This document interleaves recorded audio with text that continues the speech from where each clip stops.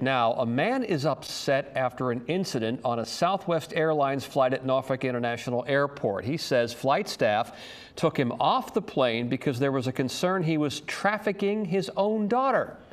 Now he's searching for answers as to how that happened. It's also a question for our investigative reporter, Chris Horn. Want to get away?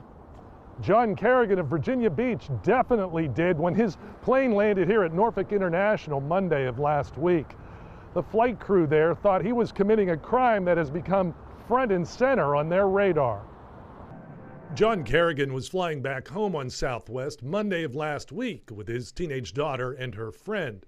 When Kerrigan would get up to go to the restroom, the flight attendant was asking the girls some peculiar questions. She keeps asking if we're all right and if we know you. And I said, strange. Strange turned into disturbing and aggravating once they landed in Norfolk. An airport spokesman confirmed today that Southwest called airport police with suspicion of human trafficking, and Kerrigan was their person of interest.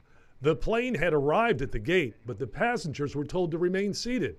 And then 3 airport officers got on and walked back to the rear row to Kerrigan and the girls. Sir, we'd like to, would you follow us? We'd like to ask you some questions.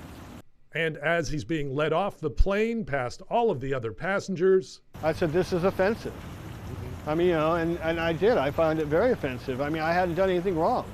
The officers questioned Kerrigan for about 20 minutes, didn't detain or charge him, and ultimately let him go. This program by the Department of Homeland Security was the likely spark for the whole affair.